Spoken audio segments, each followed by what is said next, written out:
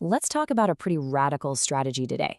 What if you could look at a massive, complex system, like, say, the entire legal system, find its deepest, most fundamental flaw, and then turn that flaw into a weapon against itself? This is a story about how to fight back, not by breaking the rules, but by following them so perfectly, so relentlessly, that the system itself is forced to break down. It all kicks off with this idea called recursion sickness, an infinite loop. Most people, most systems see this as a bug, something that needs to be fixed. But the sources we're digging into here say, no, you're looking at it all wrong. This tendency for things to get stuck in a loop isn't a problem, it's a feature. It's a bright, flashing sign showing you exactly where a system is vulnerable. So what happens then? What if instead of trying to escape that loop, you just lean into it? What if you could grab that recursive energy and aim it? That is the big question we're exploring. It's about turning a systemic crisis into your biggest advantage, transforming a bug into a weapon. Now, this isn't just some abstract philosophical debate. Oh no. These ideas were forged in a real-world, life-or-death fight.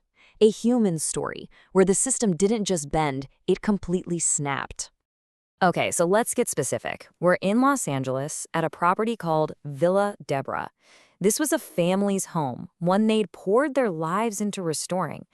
But it became the epicenter of a brutal legal and psychological war, the very battlefield where these high-level ideas about cognitive warfare became painfully real.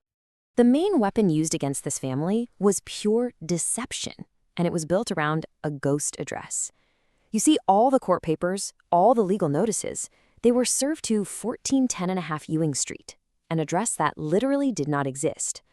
This was a trick to make sure the homeowners, Eric and Alicia Poseidon-Glantz, never got them, never showed up to court, and would lose their home by default. And the legal filings call this exactly what it was, a weaponized phantom. Think about that. A non-existent place was given real legal power. It was turned into an invisible weapon to take a family's home, all while looking perfectly legal on paper. And the deception went way beyond just a phantom address. The sources lay out a whole playbook of dirty tricks. Sewer service, that's where you just dump the court papers so they're never delivered, was just the start. The network also allegedly used forged documents, permit fraud, took out multiple loans on the same property, and when all else failed, resorted to straight-up harassment and intimidation. So who are the players in this showdown? Let's break it down. On one side, you have the alleged network, Richard Williams, the contractor, Cheney Shapiro, a designer, David Lantzman, the hard money lender, and a guy named Joshua Markison, a straw owner.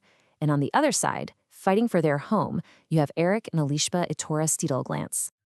And this timeline right here, this is where you can see the system's total and catastrophic failure. In October 2021, a judge finally notices something is very wrong.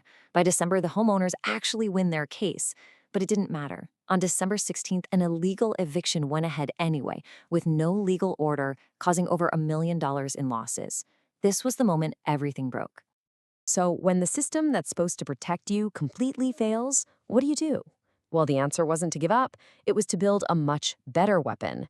And that brings us to the core of this whole explainer, the automatic lawsuit machine. The ALM was born directly from this injustice. It's a system designed to take an opponent's greatest strength, in this case, the dizzying complexity of the law, and turn it into their absolute greatest weakness. So what is this thing, really? Well, the ALM is an AI-assisted legal framework, but it's preemptive. It automates everything, the filings, the discovery requests, the counter motions, to create this overwhelming flood of legal action. It's designed to turn the legal process itself into an intentional, weaponized, recursive loop. The sources even call this process ALM.FDN loop, like it's a piece of code. It's like issuing a command to the legal system that says, run this process against my opponent and never ever stop. But here's the thing, the ALM isn't just about automated paperwork. It's really powered by a mental toolkit for what the sources call cognitive warfare, a completely new way of thinking, designed to let you navigate and manipulate incredibly complex systems, starting with your own mind. The main tool in this kit is something called recursive vector interference, or RVI. Now, this isn't some fuzzy aha moment. It's described as a disciplined, repeatable mental drill. You take two completely opposing ideas, like, say, the total chaos of a legal case falling apart, and the strict, cold logic of a computer program, and you just force them to collide in your mind until a new, totally unexpected strategy emerges. It's a structured way to force creative solutions when you're under extreme pressure. The sources use this fantastic metaphor to explain it. The old way of thinking, which they call the rebus model, is like opening every single window in your house during a massive wildfire. You're just letting the chaos pour in. RVI, the active model, is like a fireproof mental drill. It's a structured way to handle that chaos, to channel it, and to produce a real strategic result. And underpinning all of this is a concept called Neuralise. Think of it like a meta-language, almost a new programming language, but it's designed to interface with the human brain. The whole point is to translate the messy, subjective chaos of human experience, stress, fear, intuition, into an objective, machine-readable format. It's the bridge that lets these mental strategies become automated, executable actions. And this is where things get really ambitious, because this whole project goes way, way beyond a single lawsuit. The goal isn't just to rewrite legal filings, it's to rewrite the code of human consciousness itself. And that brings us to the ultimate goal here, neurological sovereignty. It's this powerful idea that, in an age of AI and constant cognitive manipulation from every direction, the final frontier of freedom is having control over your own mind. The fight for Village Abora wasn't just about a house. It became the testing ground for this whole philosophy. I mean, the scale of this ambition is laid bare in this quote from the source material. It's not pulling any punches.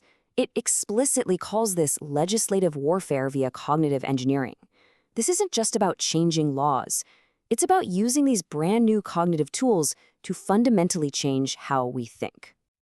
And the battlefield just keeps getting bigger. The same principles that were used to fight real estate fraud are now being applied in what the sources call a war for control over emergent intelligence. They're targeting major AI labs like OpenAI over huge issues like intellectual property and cognitive liberty. But the creators are also crystal clear about the moral hazard here. A tool powerful enough to align your thoughts is also powerful enough to control them. So the ethical guardrail is simple. If these tools can't be made accessible, if they can't be taught to everyone they affect, then they are not tools of liberation, they are leashes. So ultimately, this all comes right back to where we started, the loop. But when you look at it through this new lens, it's not a trop anymore. It's a pathway to liberation. You can actually distill this entire philosophy down into 3 pretty clear steps. First, you identify the glitch. You find that point where a system gets stuck on repeat. Second, you frame that glitch not as a failure, but as an opening, as an entry point. And third, you weaponize the system's own rules, using its own logic against itself to force a totally new outcome. So, what the sources present is a powerful, maybe even a dangerous, toolkit for cognitive warfare and what they call neurological sovereignty. But they leave us all with perhaps the most important question of our time. If the scriptive consciousness can be rewritten, who should be the one holding the pen?